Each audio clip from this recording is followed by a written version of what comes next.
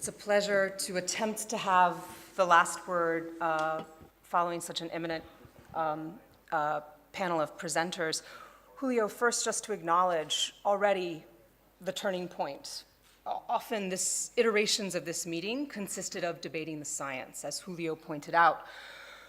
We are at a position now where the science is no longer up for debate. What is unequivocal is the imperative, the moral, the public health imperative to act and to extend quality, differentiated treatment to every single person identified with HIV, no matter where that person lives. What is at stake is whether and how quickly policy and funding will follow the science and the evidence that you have created. And that's what my 5 slides and my 10 minutes will be focused on. How far haven't we come in acting on the science and the evidence that this room has led the world in creating?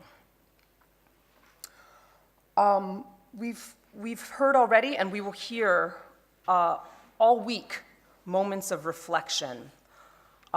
It's been 16 years since this meeting was held in the ICC at Durban. Like many people in this room, I was in Durban 16 years ago. I was in conference halls like this one, and I was in the streets, raising my voice with thousands of people living with HIV in protest. This is an image from that protest. My organization was lucky to be part of an electrifying new activist and social movement led by people with HIV in South Africa, in Brazil, in Thailand, all over the world. In particular, an extraordinary organization called the Treatment Action Campaign. What were we demanding? Something that at the time, wealthy governments, the public health establishment, and even the UN family, all but an extremely vocal minority of activists, researchers, clinicians, and scientists, overrepresented by people in this room, I would add, among people in this room, all but that vocal minority considered unthinkable, that highly active, life-saving antiretroviral therapy must be made available to all people at an affordable price. We demanded at Durban and beyond medication for every nation. This is a sticker people might remember on badges of many people around the Durban conference 16 years ago. We demanded an end to deadly inequity that meant HIV was a chronic manageable illness for few who lived in rich countries and a death sentence to the vast majority of people with HIV in sub-Saharan Africa and across the developing world. Durban was nothing less than a battleground where people with HIV and their allies exploded myths that now, in retrospect, must seem almost absurd to people in this room. But at the time, we all remember they were distortions that were literally killing people. What were they? That there was no way to make medicines affordable. That people in poor countries were simply too irresponsible to take medicines correctly. Or that education systems, clean water, and entire crumbling health systems had to be built or rebuilt first before people got the medicines they needed to live. And that because lifelong treatment for chronic illness had never been attempted for millions of people before in sub-Saharan Africa, that it simply couldn't be done.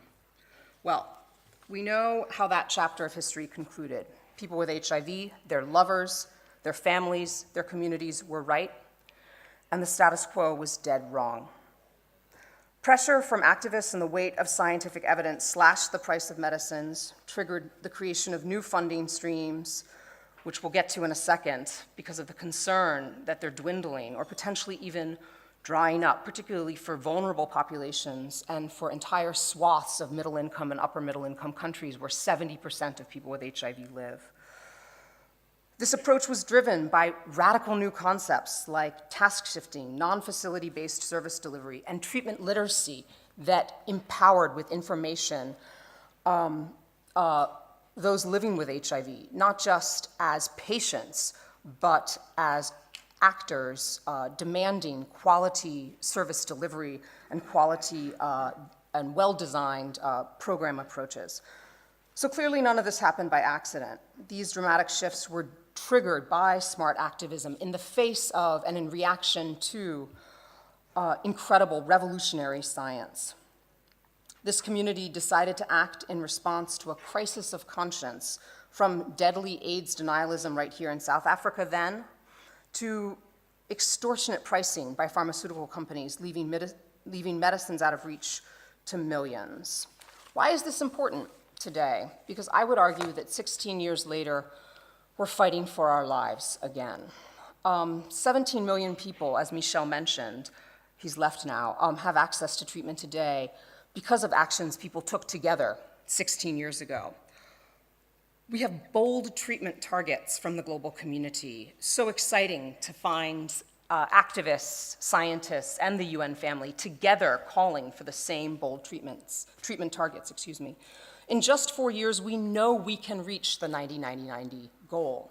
Everyone in this room knows that that's possible. Our science shows it, and operational research shows that it's possible, even though I would argue too few high-burden countries have moved to test and start too slowly, but we'll come to that. Today, we are not on track to reach 90-90-90, and we must demand action aggressively to fix that. Why do I say that? Because from an advocacy perspective, we are not yet halfway there, as David mentioned.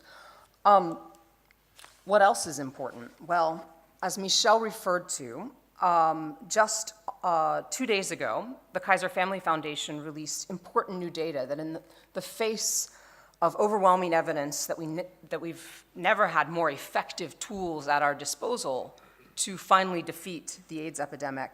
Unfortunately, 13 of 14 top donors have reduced their funding to low and middle income countries.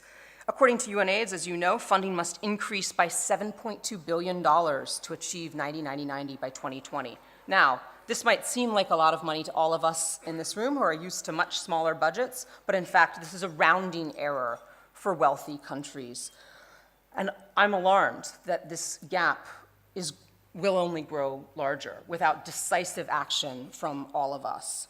Likewise, although important progress is being made in reaching 90-90-90, which we have to acknowledge and appreciate, UNAIDS has also bravely shown in its Prevention Gap report that there is broad disparity across regions and across populations when it comes to reaching each of those 90s, and those have to be corrected. We can't engage in math that simply by virtue of focusing on those countries that represent the highest proportion of contribution to the global burden, that somehow we're eliding these disparities and these inequities. We have to address them together as a community.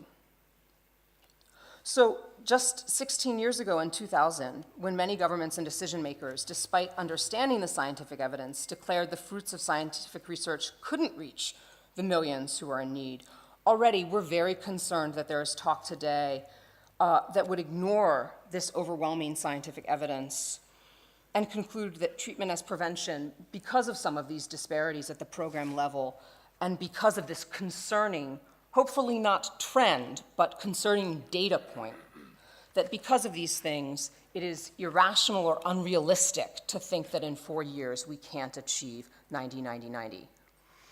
My presentation is not a pessimistic one. It's simply a note of caution. There's talk that some would see the outcome of reduced funding, despite clearly defined and evidence-based funding gap, as an immutable truth that cuts in external funding from the Global Fund and other donors, along with with national governments, disappointing refusal to step up and invest in populations that have been systematically ignored for too long, as a reason that treatment for all is not achievable. So insofar as science behind 90-90-90 has won the day, and open opposition to the science has melted away, we're extremely concerned that far too many are content to sit back and watch insufficient funding and weak program quality undermine implementation of the scientific evidence. So I would argue, instead of being defined by these twin realities, there instead must be a clear, coordinated, powerful strategy starting at this conference to change them. 16 years ago, Durban was a turning point. Now we have a new turning point. We've never had more powerful tools at our disposal to defeat the AIDS crisis, but funding's being cut, and already we see, Ade referred to this, the vulnerable are already bearing the blunt. If you look at the prevention gap report and you see where incidence is surging, it's among criminalized, marginalized, and excluded populations and their communities, where global fund funding has been withdrawn and where governments, because they persecute these communities, have not stepped up to fill the gap. What is our responsibility as a global community? It's frankly hypocritical of donors to describe the end of AIDS by 2020 when this kind of unacceptable reversal and threat of continued reversal is at risk of taking place, and that hypocrisy has to stop. We have to do whatever it takes to secure both progressive policy change and the funding shifts that are required. So I'll close my remarks with a few questions for the panel and for the room. Will UNAIDS, Michelle's not here, but there are others from UNAIDS in the room, convene an emergency response to the findings of this crucial Kaiser Family Foundation report about this data point regarding reduction in funding that is so hypocritical when it comes at the moment when scientific tools have never been more decisive or more powerful for our communities? Will the Global Fund ensure robust service delivery scale up, not just maintaining the gains, but expansion in middle-income countries and upper-middle-income countries where 70% of people with HIV live, and where the fragile safety net for people who use drugs, gay and bi men and other men who have sex with men, trans populations and sex workers, is at risk of simply being shredded to pieces because of donor withdrawal? Finally, will implementing governments in the room commit to a top-to-bottom review of programs to ensure optimal use of funding and a clear identification of the gap to get all people access to treatment? The Prevention Gap report shows that there are prevention dollars still being spent on low impact, non-high impact is the euphemism, but on low impact, ineffective prevention interventions for populations that frankly face a daily struggle to stay safe and healthy. We must deliver on the benefits of science as quickly as possible to the places where it is most needed and to the communities, frankly, who have put their bodies and their lives on the line over the years participating in the incredible research that many in this room have led. Before 2000, myths had become a consensus. The myths that I've referred to earlier had become almost a consensus that treatment in the poorest regions of the world was impossible. We could have stood by back then and waited as treatment trickled out slowly with no game-changing advances in access, but instead we used persistent action to break that consensus and to expose these concepts as the fallacies that they were. Today, I'm very concerned there is a risk of a new consensus that delivering on the funding required to achieve treatment for all is impossible, and we can and must anticipate and explode that harmful threat of a negative consensus. Otherwise, what will happen? Well, in another 16 years, we won't be able to stand at an AIDS conference and say that in 2016 we saw the need for a turning point and we seized it. Instead, we'll only be able to reflect on how much potential, the global community had to end this epidemic by 2030 and how it slipped away. So how can you help? How can you start? You can join us tomorrow. If you missed the protest 16 years ago, don't miss it. Tomorrow, be part of Section 27, the Treatment Action Campaign, and Health Gap's massive mobilization of thousands of people from across the world and across South Africa. Leaving at 11 a.m. will be buses from the treatment networking zone in the main conference center, and we'll miss you if you're not there with us. Thank you for your time.